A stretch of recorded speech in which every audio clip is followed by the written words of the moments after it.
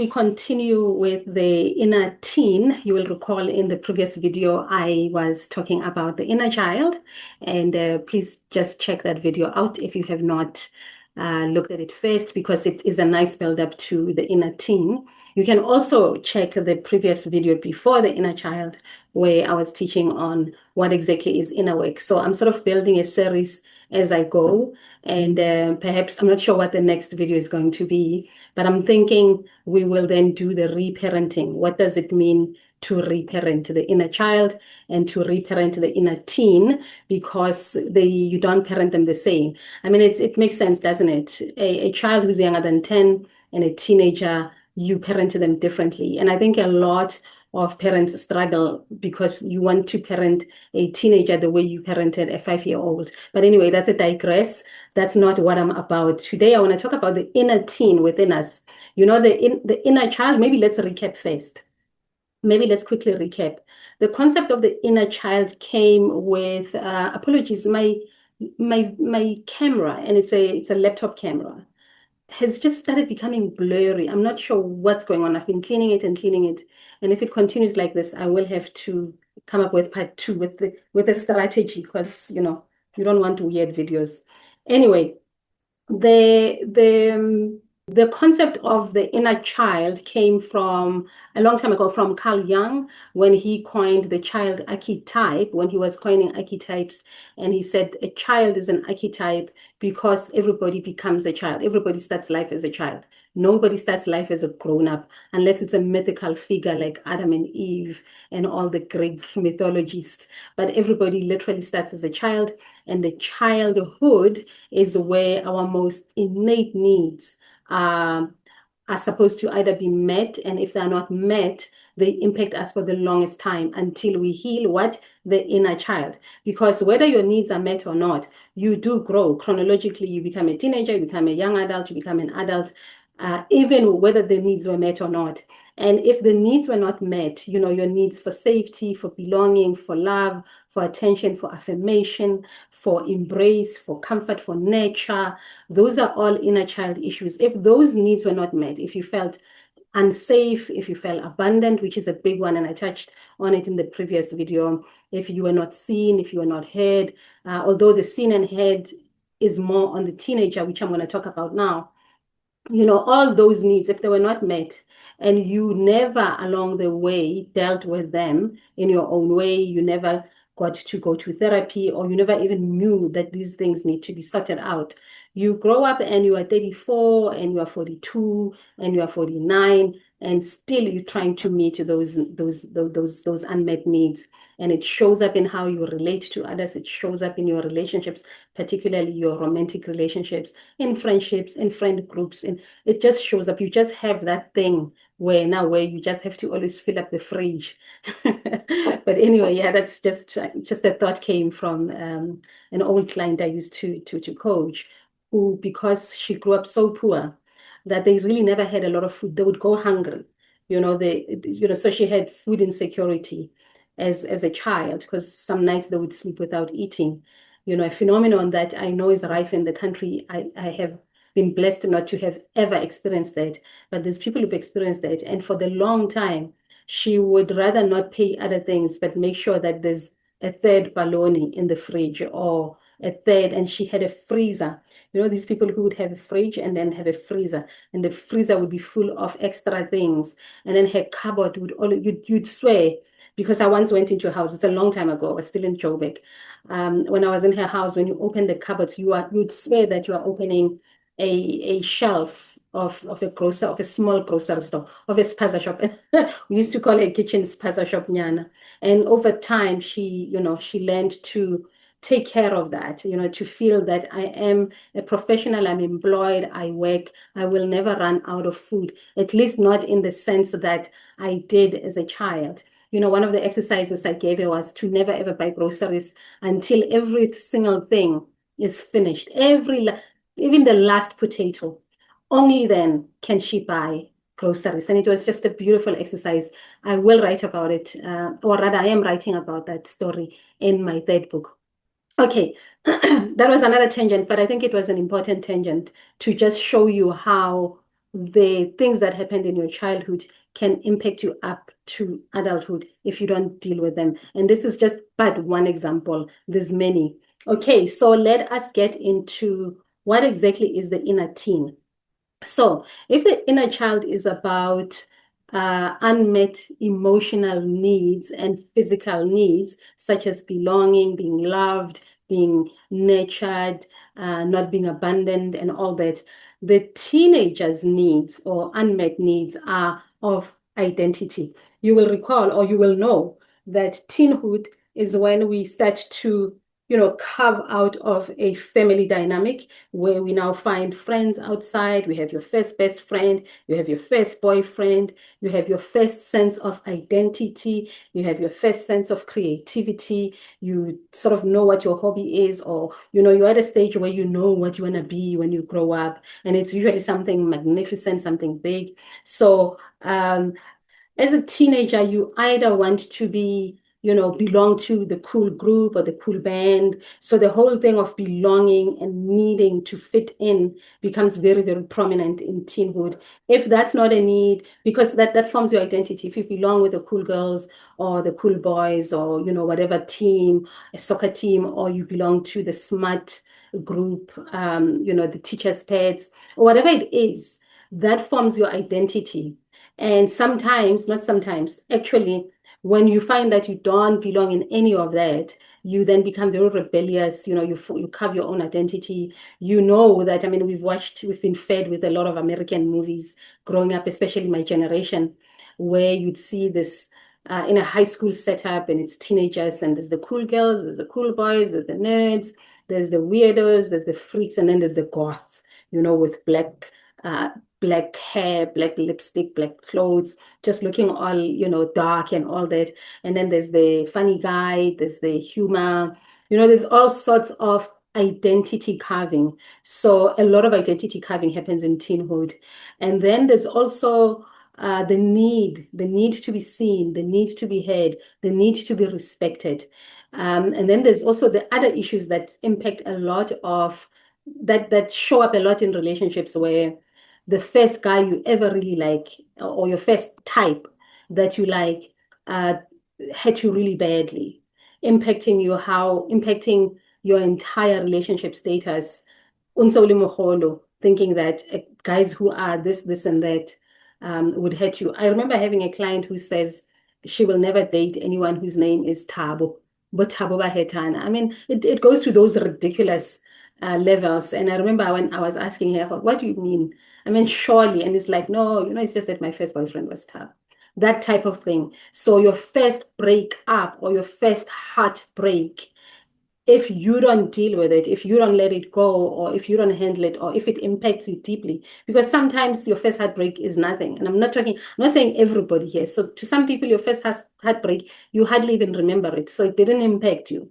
But if it impacted you, it will inform how you relate and how you show up in relationships. And all that happens in teenhood. So all relationship and jolo dynamics are not issues of the inner child per se. They may include that, but they are mainly they happened in teenhood. So in teenhood, it's when you had your first betrayal, maybe from a friend group or your best friend betrayed you, which then impacts how you look at women um, in your adulthood. And it's so deep that if you were hurt by a particular looking girl, like let's say it's the pretty girl who is a yellow bone, who is this, who is that, you grow up having an aversion for people who look like her because they remind you of that hurt. That is if you've never dealt with it.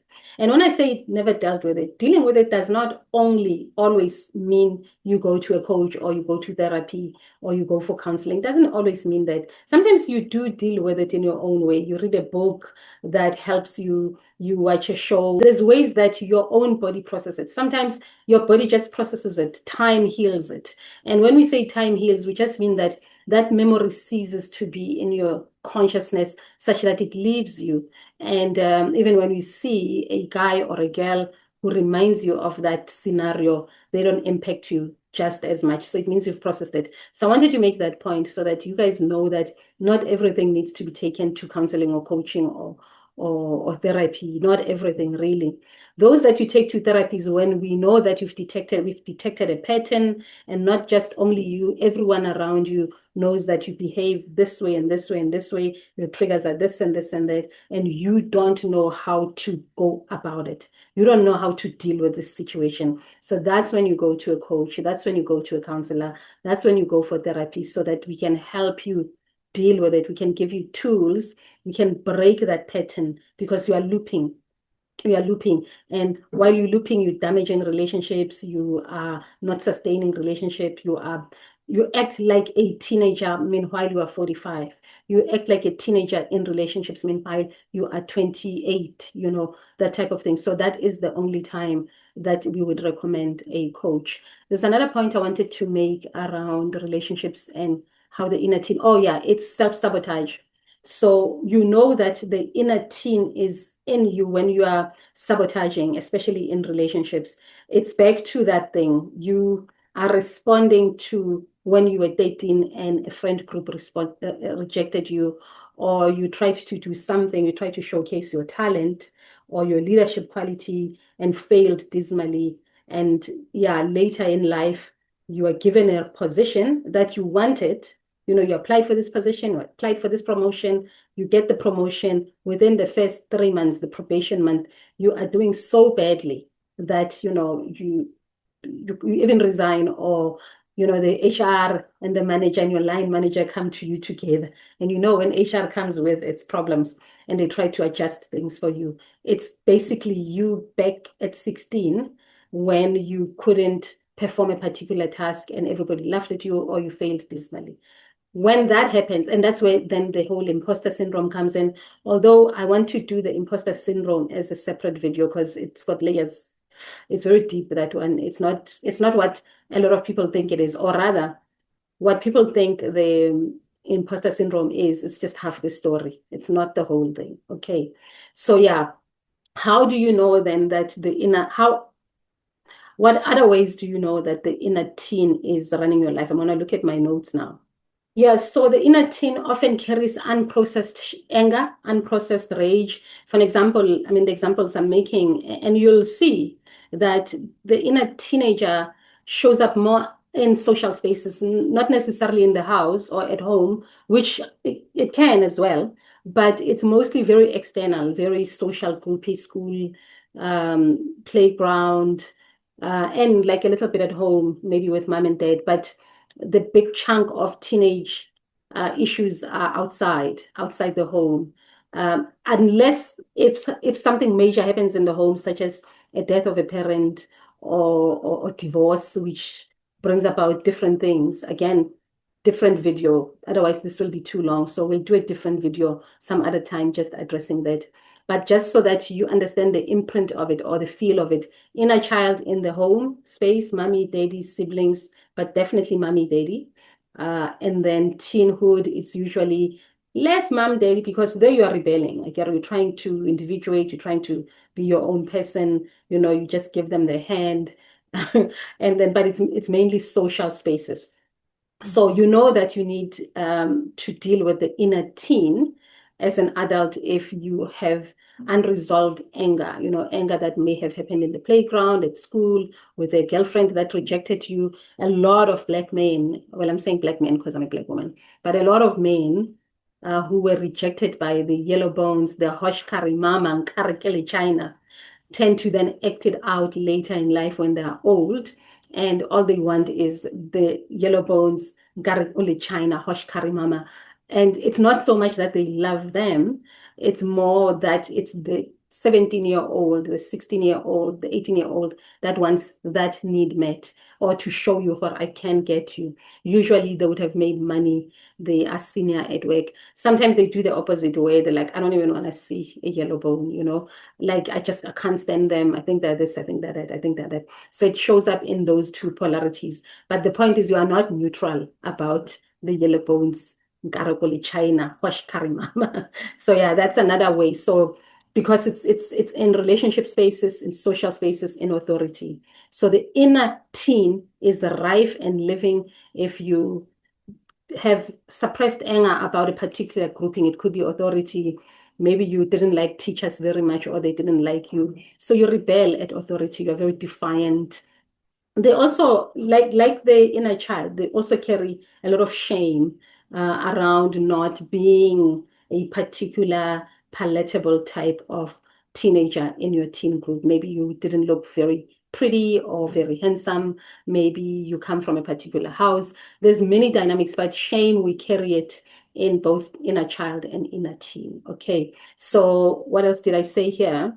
When triggered, the inner teen may show up as, in you as an adult as defiance, resistance to authority, or constantly fighting with your bosses, or constantly, having your thumb down your subordinates if you are the boss. But it's extra, it's not adult, it's not calm, it's very weird energy that you give to authority or to your subordinates. Self-sabotage, like I said, there's a lot of self-sabotaging that happens. Procrastination is the inner teen. If you find yourself procrastinating for no apparent reason, it's not you, it's the 14-year-old. We need to journey back and see, what is it that makes you procrastinate so much? What is it that makes you sabotage so much? Intense emotional mood swings, emotional swings up and down, people who wake up and give you the silent treatment instead of speaking. So the silent treatment it's a defense mechanism. It's even an attack. It's a protection defense mechanism that teenagers use, usually against parents. Avela thule nje asalke, and you can't come in. If you see yourself sulking when you are in an adult situation or in an adult conversation or in an adult relationship, it is the inner teen. Sometimes you're emotionally numb. A lot of men are emotionally numb.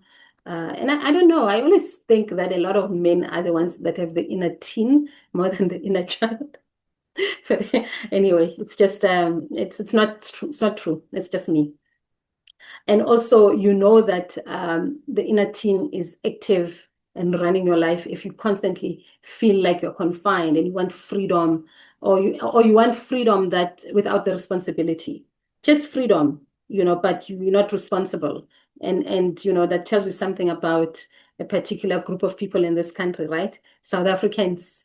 Freedom, yes. Responsibility, very teenager. In fact, now that I'm there, South African citizens are very teenager. We want a boss, we want a leader, we want a freedom, we don't want responsibility, we blame shift, we don't self-face a lot. And that's usually a teenage thing going on. So we all have our inner teenager. We want parents, we want we want to be grounded, we want curfews, we want we want to be managed like teenagers. Yeah, just a side note, but I think it's an important side note.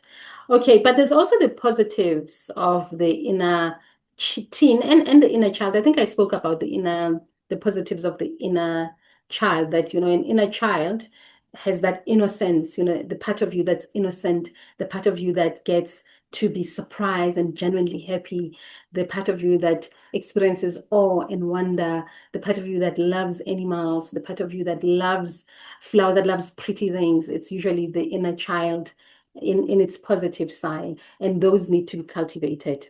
The traumatized inner child that is crazy and weird and really always clingy and all that, that one needs to be reparented. Okay, and I will do a video next on reparenting. I'm just looking at my notes to see what else I have missed.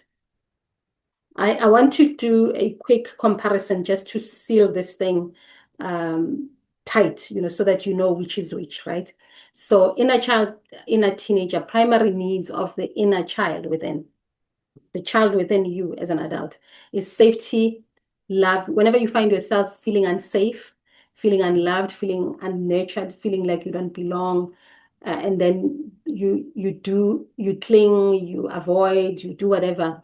That is the inner child. The inner teen generally likes autonomy. They want to be respected. They want to be validated with merit. They want to be seen and heard. So if whenever you find yourself not having autonomy, not having agency, not having people misunderstand you a lot, your identity is not clear, it's usually the inner teen. It's the inner teen within you that is emerging. If you don't feel like you don't actually know who you truly, truly are, Generally, it's the inner teen as opposed to the inner child. If you find yourself constantly wanting validation, likes, comment, likes, yeah, it's the inner teen. It's not the adult. Yeah, so those were the distinctions that I wanted to make. Some of the positive things that the inner teen can bring about for you is creativity. You know, if you find yourself constantly creative, constantly coming up with new ways of doing things, you must know that the inner teen that is positive is alive and working for you, and cultivate her, like just bring her along, like pull up your inner teen. And if you find yourself, you have drive, you have energy to do things, it's usually the inner teen that is present. The inner teen is also idealistic in a cute way, where you visualize, I want to be this when I grow up. I want to meet Oprah. I want to travel the world. I want to create the biggest this and this and that. That's the inner teen. And there's nothing wrong with the inner teen, especially when they are positive like that. I'm just saying that that's what it is. Okay. What else? Yeah, I think for now, those will do. The others will sound very repetitive and the others will need a longer discussion, which I don't think it will work for YouTube. As I always say, these topics, I will always revisit them. I'm just introducing my teaching ways and my style here on YouTube as we slowly, slowly grow this channel. Please let some people who are YouTubers, please don't call someone who's not a YouTuber to watch my videos. It has to be someone who's a YouTuber who has a long listening and watching span, because people from TikTok or Facebook who don't like YouTube, please don't bring them here. They confuse the algorithms and they confuse YouTube. And YouTube knows how to find my people. Yes, it finds them slow, but I would rather have YouTube find them slow than get the spikes of up and down. That's why you notice I don't promote as much on other social platforms, because I noticed people then come and then they don't even listen for 2 minutes and they're gone. And YouTube is confused that, okay, but who are your people exactly? Because your people are the ones who will get to at least 10 minutes of your long video. Less than that, they're not your people. With that, that is my story. I cannot wait to hear yours.